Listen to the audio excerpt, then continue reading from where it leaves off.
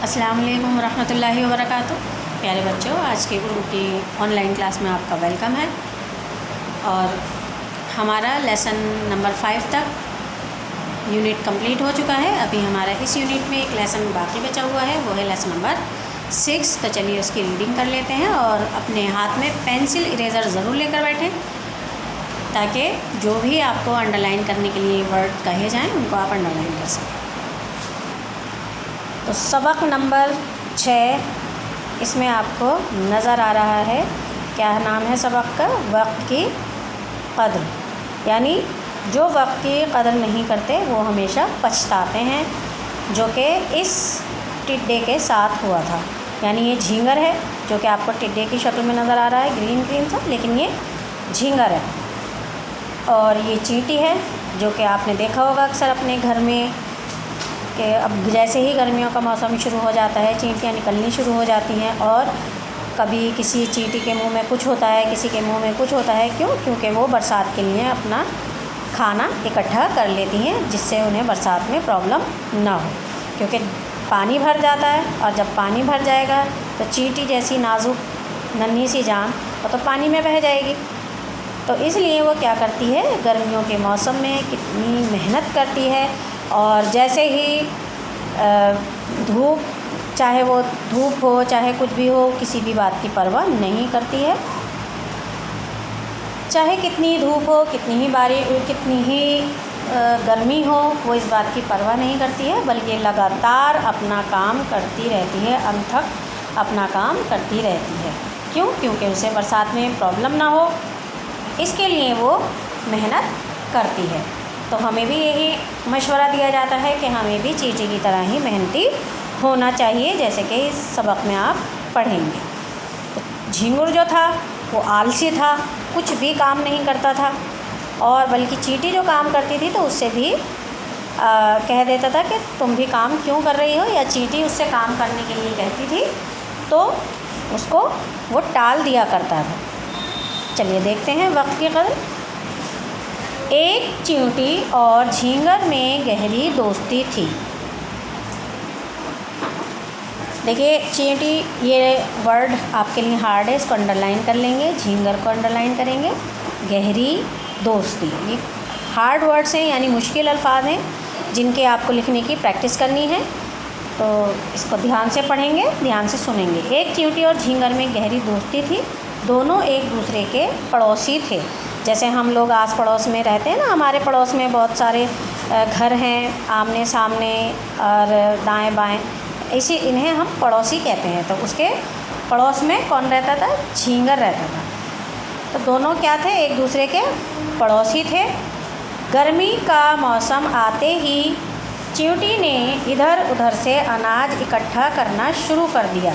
अनाज को अंडरलाइन करेंगे, इकट्ठा, ठीक है। इधर उधर आपको पेश या ज़ेर नज़र नहीं आ रहा है तो ऐसे इस तरह से हम सब पढ़ सकते हैं, इधर उधर। तो इधर उधर से अनाज इकट्ठा करना शुरू कर दिया। इस तरह उसने गेहूँ और बाजरे के दाने अपने बिल में जमा कर लिए। देखिए जमा किस तरह से लिखते हैं, ये देखें आप, ये वाहिद जमा लिखते हैं, तब भी आप ये अल्फाज लिखते हैं। तो किसके दाने जमा कर लिए? गेहूँ और बाजरे के दाने जमा कर लिए। मगर झींगर तो अक्सर सोता ही रहता। सुबह और शाम वो झाड़ियों और क्यारियों में इधर उधर फिरता रहता था। ठीक है, फिरता रहता था। यहाँ आप झाड़ियों और क्यारियों, इसको अंडरलाइन कर लेंगे। सुबह और शाम, इसको भी अंडरलाइन करेंगे। डिफ़िकल्ट वर्ड हैं, मुश्किल अल्फाज हैं, ठीक है। इधर उधर फिरता रहता था। उसे अनाज की ज़रा भी फ़िक्र नहीं थी। फ़िक्र यानी कि उसे परवाह ही नहीं थी कि वो भी अपने लिए कुछ इकट्ठा कर ले। अगर बारिश हो जाएगी, बरसात का मौसम हो जाएगा, पानी भर जाएगा चारों तरफ, तो वो किस तरह से अपना खाना जमा करेगा।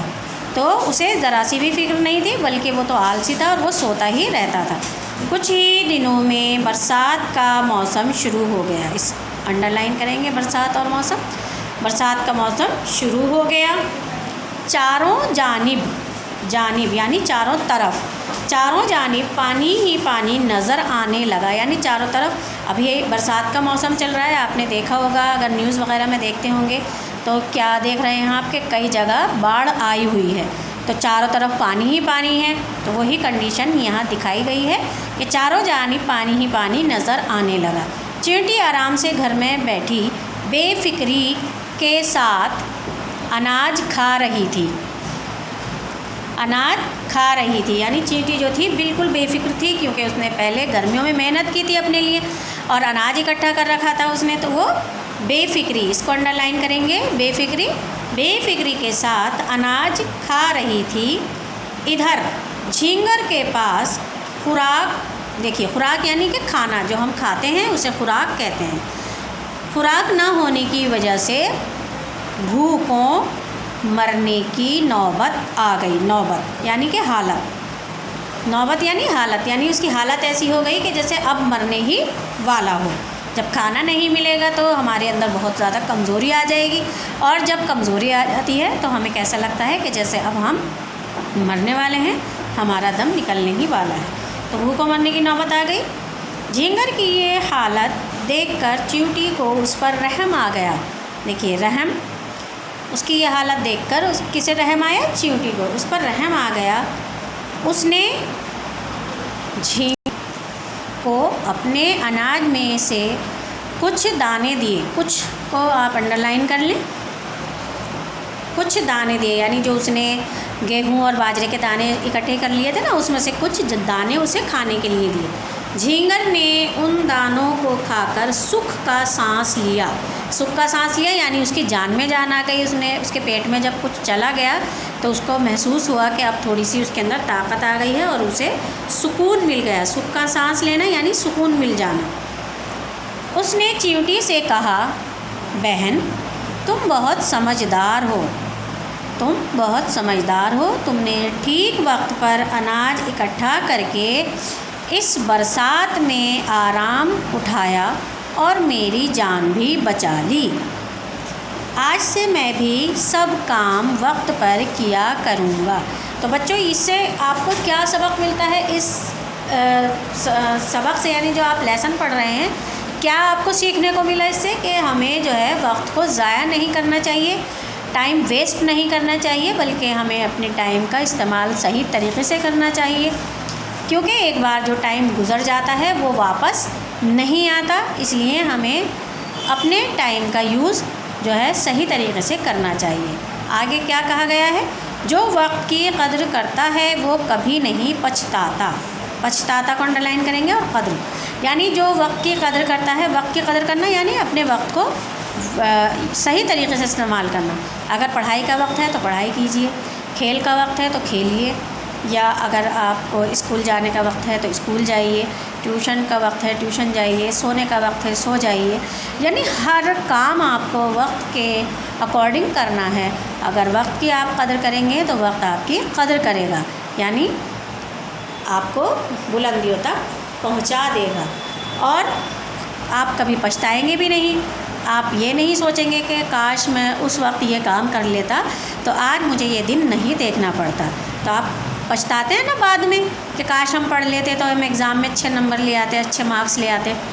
वही यहाँ पर कहा गया है कि जो वक्त की कदर करता है वो कभी नहीं पछताता। इसलिए हमें काम के वक्त काम और खेल के वक्त खेलना चाहिए।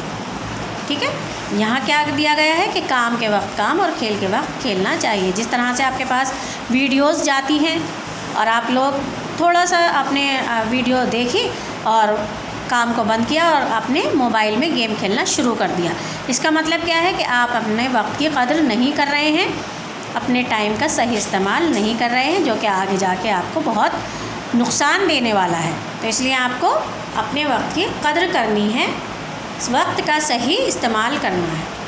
तो क्या करना है? काम के वक्त काम करना है और खेल के वक्त खेलना है। इसी तरह से ये एक शेर दिया गया है आपको, है काम के वक्त काम अच्छा और खेल के वक्त खेल अच्छा। इसी से रिलेटेड आपको अब नेक्स्ट जो आपका सबक होगा वो यही है। उस सबक का नाम भी वक्त के और काम से रिलेटेड है, वो सबक भी आपको। तो ये उसी की एक लाइन है, एक शेर दिया हुआ है कि है काम के वक्त काम अच्छा और खेल के वक्त खेल अच्छा। तो बच्चों मुझे पूरी उम्मीद है आपको ये सबक अच्छी तरह से समझ में आया होगा।